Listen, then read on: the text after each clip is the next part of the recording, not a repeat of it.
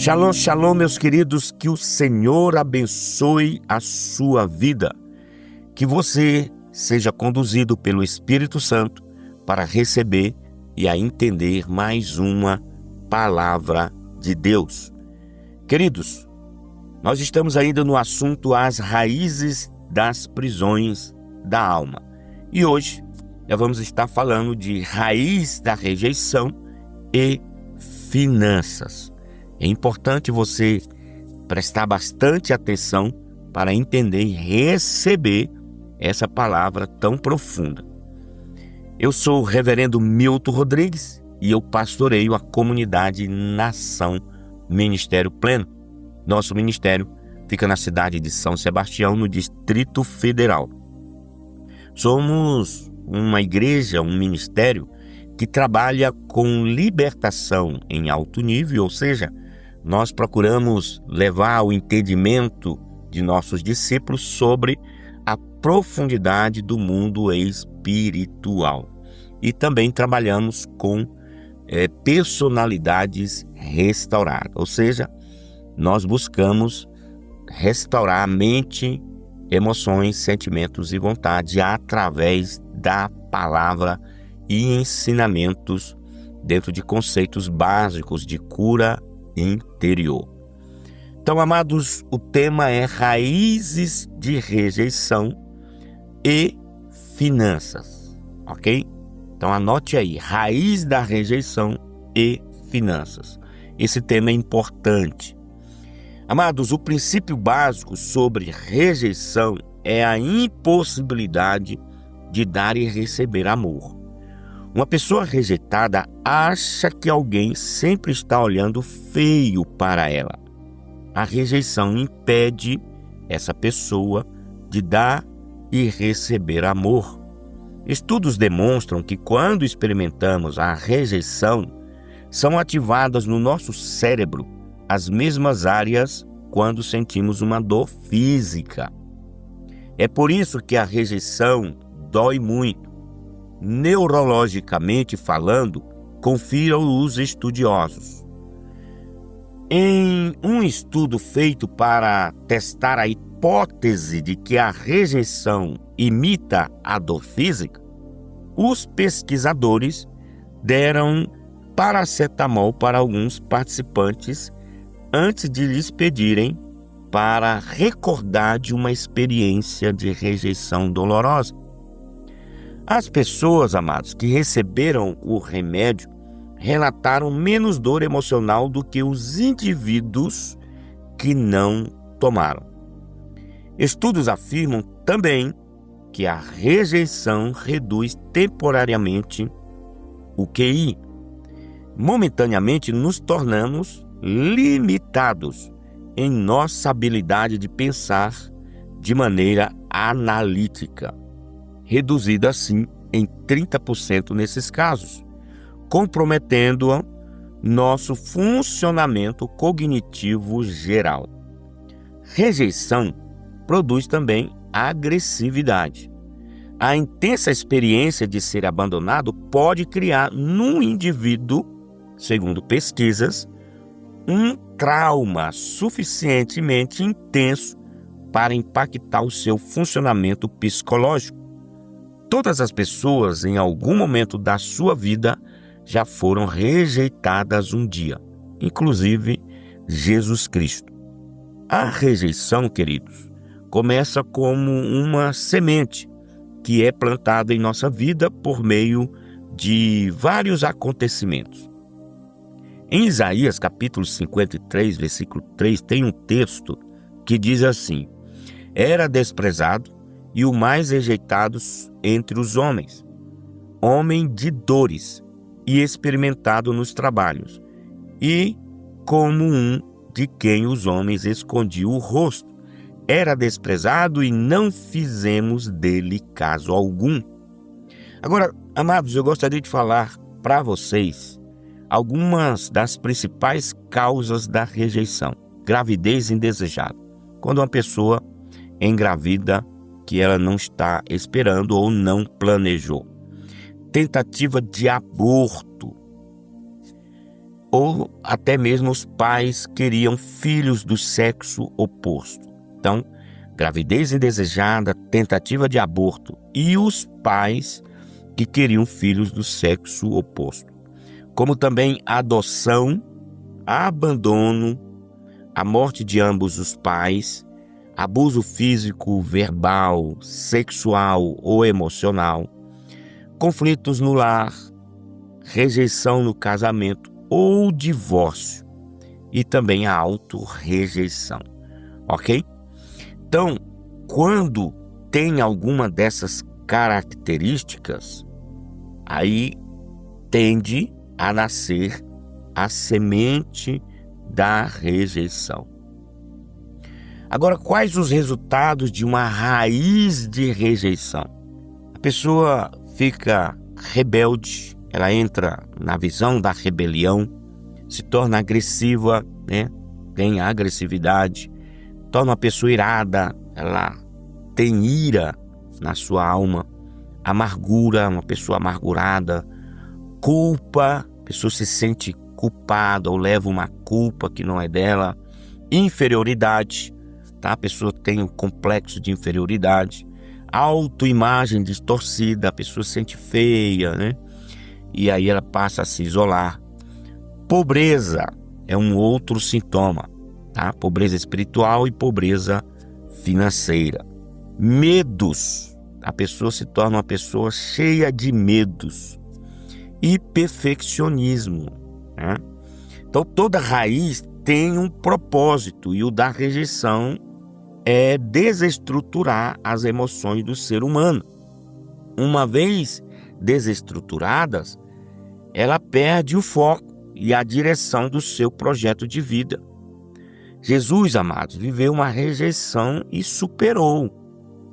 O texto de Isaías 53:3 diz que ele era desprezado e o mais rejeitado entre os homens, homem de dores e experimentado nos trabalhos. Era como um homem que todos escondiam o rosto, era desprezado e não fizemos dele caso algum. Agora eu te quero fazer uma reflexão. Você já foi rejeitado? Já foi curado desse trauma ou ainda precisa de cura? Ok? Iniciamos nesse devocional descrevendo sobre solidão e o vazio da alma. No campo psicológico, essa dimensão define por um sofrimento, um mal-estar e uma profunda tristeza. Lembra lá do nosso primeiro devocional que descrevemos sobre solidão e o vazio da alma? Então a frustração pessoal, a dor de uma infância complicada, o fracasso ou mesmo o estresse e a ansiedade podem evoluir para esse buraco negro na alma. As pessoas tentam preencher esse vazio aumentando a gula pela comida ou até mesmo em bebidas alcoólicas, aumentando o tempo com compromissos sociais ou dedicando mais horas às coisas que gosta ou simplesmente comprando compulsivamente. No campo espiritual, a rejeição impede a pessoa de ter intimidade com Deus, o Deus Pai, atrapalhando o relacionamento com aquele que o formou. Mas não podemos se esquecer de que aquele buraco negro na nossa alma só poderá ser preenchido pela presença do Pai Eterno. Salmo 63, versículo 1, está escrito o seguinte: Ó Deus, Tu és o meu Deus, de madrugada te buscarei, a minha alma tem sede de ti, a minha carne te deseja muito, em uma terra seca e cansada, onde não há água. O rei, queridos, da Babilônia, além de levar cativo o rei de Israel, levou também sua mãe, suas esposas, representadas aqui por relacionamentos, pois a mulher retrata isso e também a organização emocional, como falamos no devocional passado. O rei da Babilônia levou cativos os servos do rei Joaquim. Servo, no grego, é doulos, e no aramaico é évede, que significam escravo. Os escravos não tinham vontade própria, nem direito a preferências, nem qualquer papel na família ou na sociedade. Assim, amados, Nabucodonosor foi astuto, levando para o cativeiro os servos do rei, pois representam as finanças e o lazer. Somente quem tinha muito dinheiro poderia ter servos ao seu dispor. Espiritualmente falando, essa situação está ligada direto à nossa área financeira. E quando eu falo de Nabucodonosor e o rei de Israel, sua mãe e suas esposas, eu estou fazendo aqui uma alusão à igreja, a nós, a você. Então, amados, vamos entender sobre finanças. Eu acabei de dizer para você que Nabucodonosor foi astuto, levando para o cativeiro os servos do rei, pois representam as finanças e o lazer. Ok? Então vamos entender um pouco sobre finanças. Quem nunca teve problemas financeiros? Quem nunca passou aperto por falta de dinheiro? Ou quem nunca se preocupou em ganhar dinheiro, pagar as dívidas ou comprar alguma coisa a mais? Qual a sua preocupação? Há muito tempo, a área financeira tem provocado inúmeros problemas nas vidas das pessoas. Vamos entender. Primeiro, distanciamento no relacionamento conjugal. Segundo, insegurança familiar. Terceiro, irritação, tensão e problemas de saúde. Quarto, mau testemunho diante da sociedade. Isto se agravou mais em nossos dias atuais, marcados pelo consumismo, pelo materialismo, pelo viver na moda e pela procura de status, ou seja, uma vida operada sobre falsos valores. Que os princípios que vamos agora estudar ou ver nesse dia, hoje, nos orientem na manutenção ou recuperação de uma vida financeira equilibrada. Vamos aos princípios. Primeiro, o princípio de honrar a Deus. Certamente o equilíbrio e a bênção na vida financeira começam pelo conhecimento de quem é Deus. Honramos alguém quando tratamos essa pessoa conforme o que ela representa. Entregar o dízimo é reconhecer que tudo aquilo que nós temos vem do Senhor. Dízimo e oferta na Bíblia. Vamos entender. O texto bíblico de 2 Coríntios, capítulo 9, versículo 7 diz: cada um contribua segundo propôs no seu coração, não com tristeza ou por necessidade, porque Deus ama ao que dá com alegria. Também o texto diz: roubará o homem a Deus? Todavia, vós me roubais e dizeis: em que te roubamos? Nos dízimos e nas ofertas. Com maldições sois amaldiçoados, porque a mim me roubais, sim, toda esta nação. Trazei todos os dízimos à casa do tesouro, para que haja mantimento na minha casa, e depois fazei prova de mim nisto, diz o Senhor dos Exércitos. Se eu não vos abrir as janelas do céu e não derramar sobre vós uma bênção tal, até que não haja lugar suficiente para recolheres. Esse texto está em Malaquias, capítulo 3, versículo 8 ao 10. Ok? Olha a pergunta. Roubará o homem a Deus? Todavia, vós me roubais e dizeis: em que te roubamos? Vamos então falar de primícias. O que significa primícias? Meus amados, o sentido bíblico mais comum da palavra é revelado em Êxodo, capítulo 23, versículo 19, que diz: as primícias dos frutos da tua terra trarás à casa do Senhor teu Deus. Então, no Antigo Testamento havia uma ordem de Deus para que o povo dedicasse os primeiros frutos de suas colheitas ao Senhor. Isto era feito quando esses frutos eram colhidos e levados aos sacerdotes como oferta consagrada a Deus, lá no tabernáculo e mais tarde no templo. Era uma oferta de gratidão acima de tudo. Inclusive, existia uma festa anual ordenada por Deus aos israelitas que focava bem essa questão das primícias. Em Números 28, 26 diz: semelhantemente, tereis santa convocação no dia das primícias, quando oferecerdes oferta nova de alimentos ao Senhor, segundo as vossas semanas. Nenhum trabalho servil fará. Números 28, 26.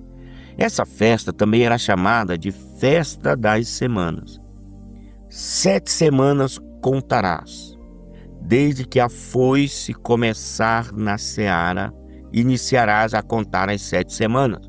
Depois celebrarás a festa das semanas ao Senhor teu Deus. O que deres será a oferta voluntária da tua mão, segundo o Senhor teu Deus te houver abençoado.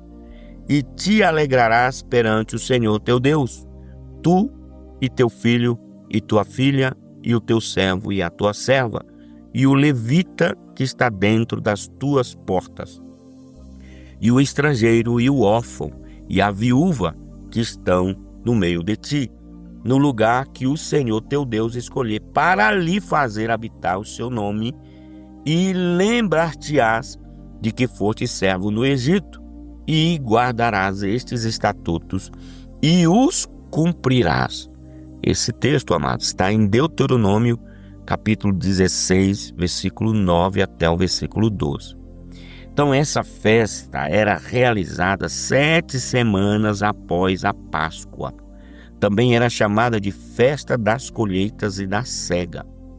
E a festa da cega dos primeiros frutos do teu trabalho, que houveres semeado no campo, e a festa da colheita, a saída do ano, quando tiveres colhido do campo o teu trabalho. Esse texto é importante entendermos, ele está em Êxodo capítulo 23, versículo 16.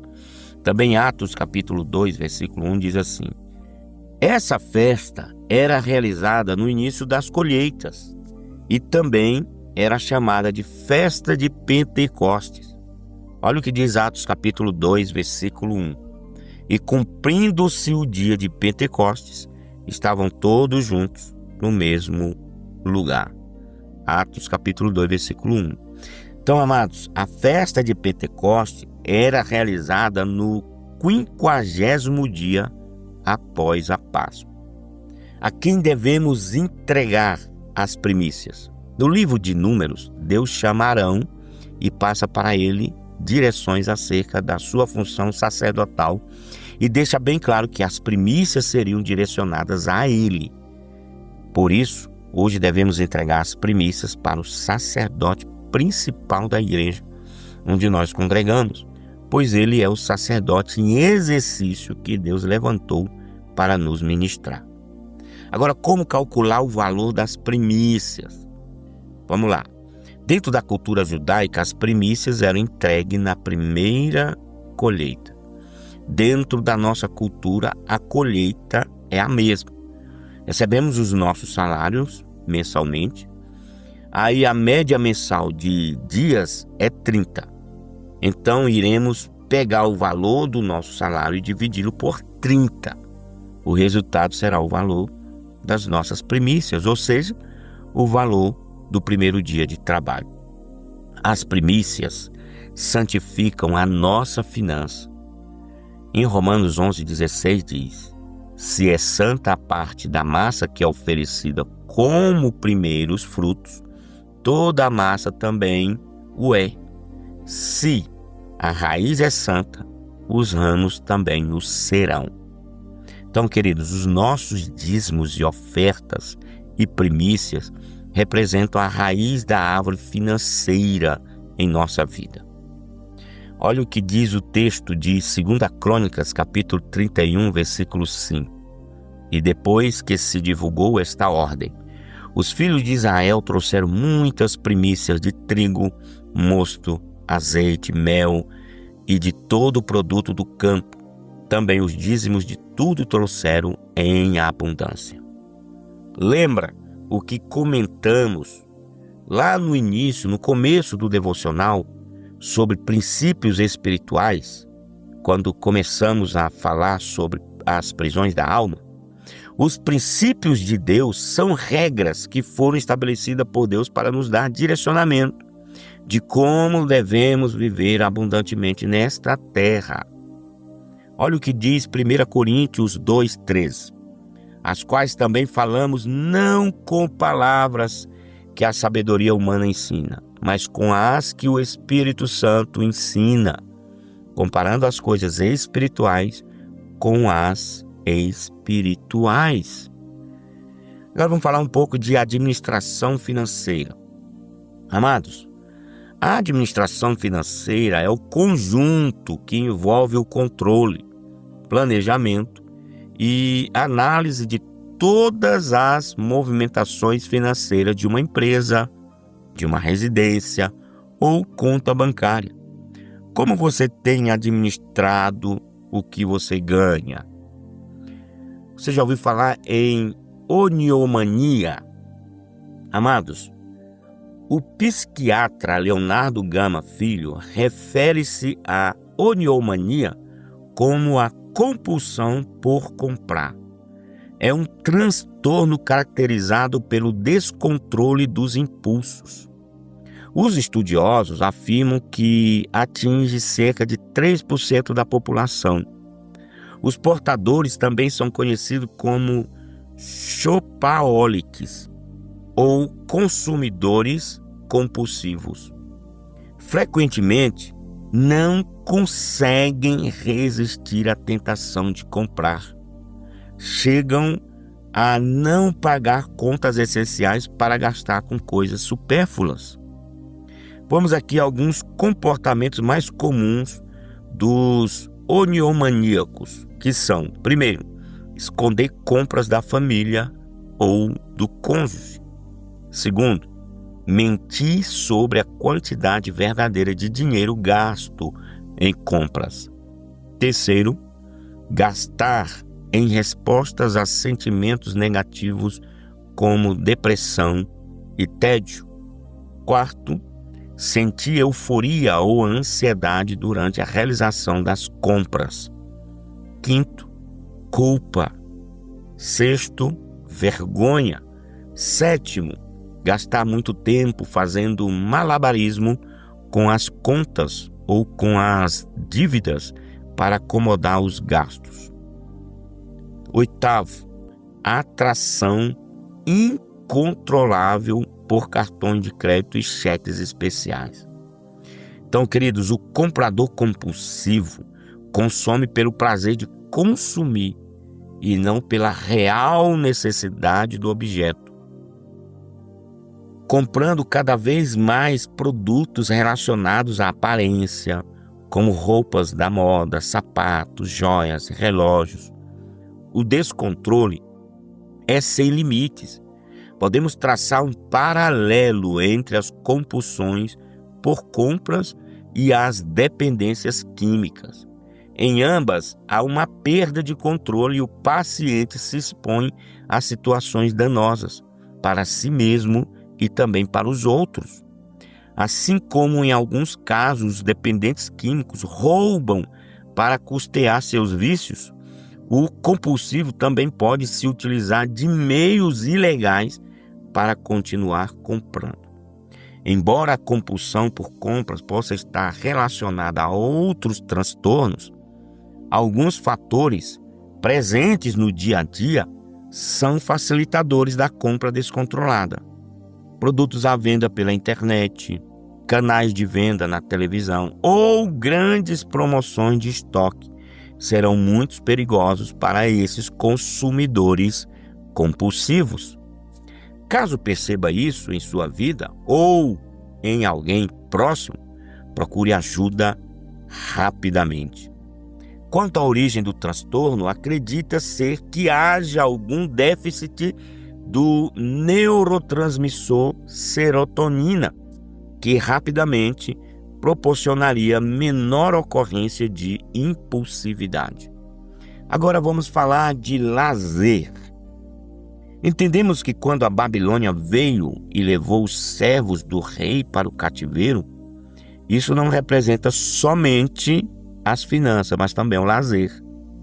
Quem tem servos ou empregados tem facilidade para ter lazer e se divertir, pois sempre terá alguém fazendo os seus deveres.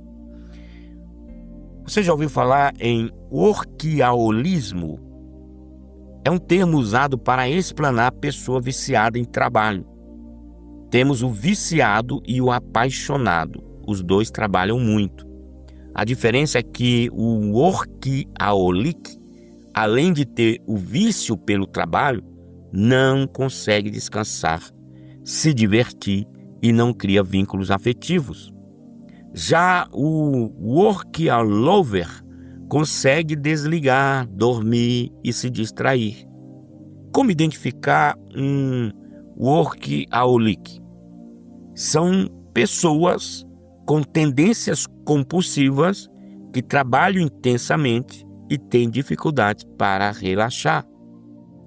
Normalmente, precisam ter controle excessivo sobre as situações e se sentem mal quando não obtêm o desempenho esperado.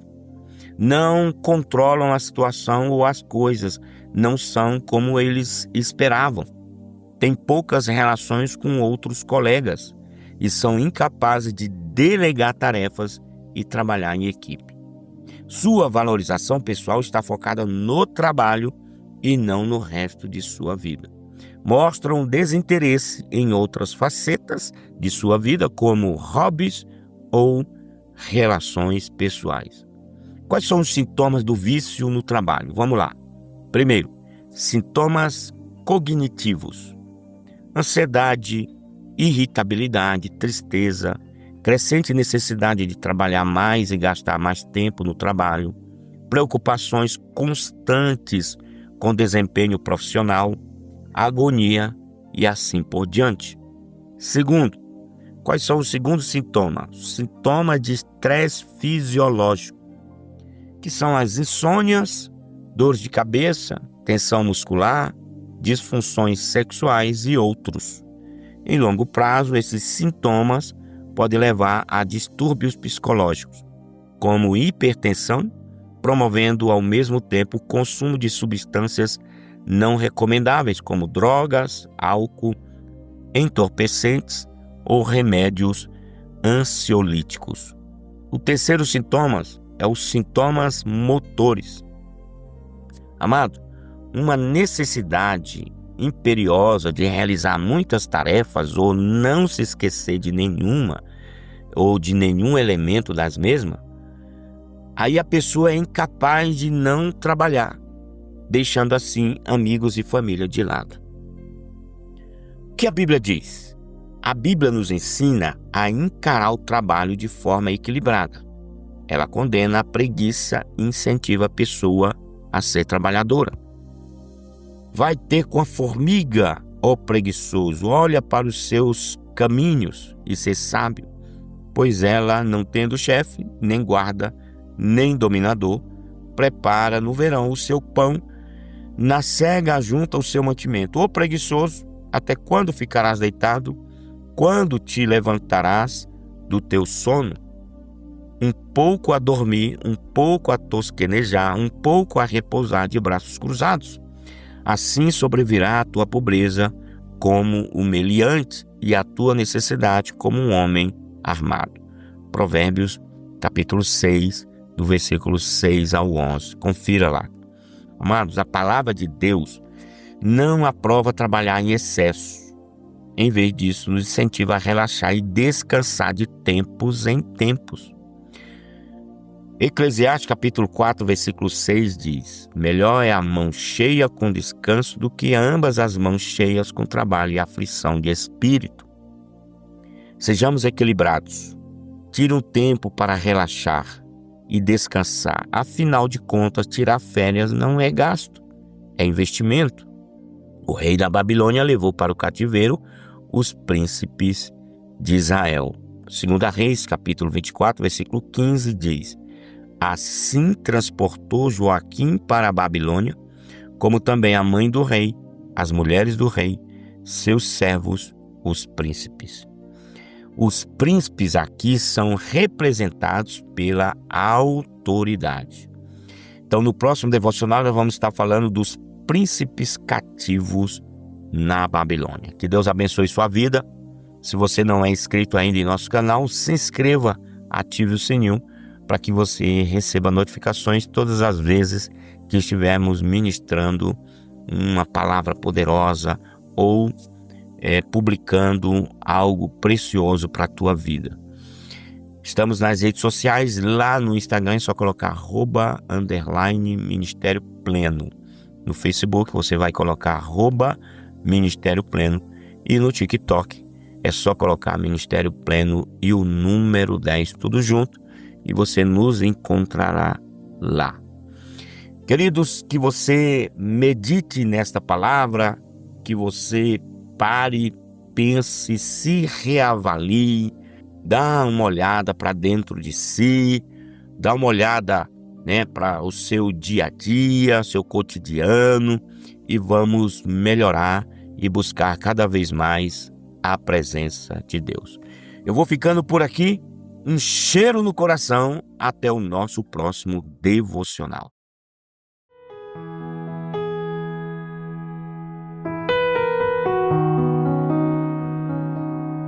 Se tu olhares, Senhor, pra dentro de mim, nada encontrará de bom. Mas um desejo eu tenho de ser transformado. Preciso tanto do teu perdão. Dá-me um novo coração. Dá-me um coração igual ao teu, meu mestre. Dá-me um coração igual ao teu, coração disposto a obedecer, cumprir todo o teu querer. Dá-me um coração igual ao teu.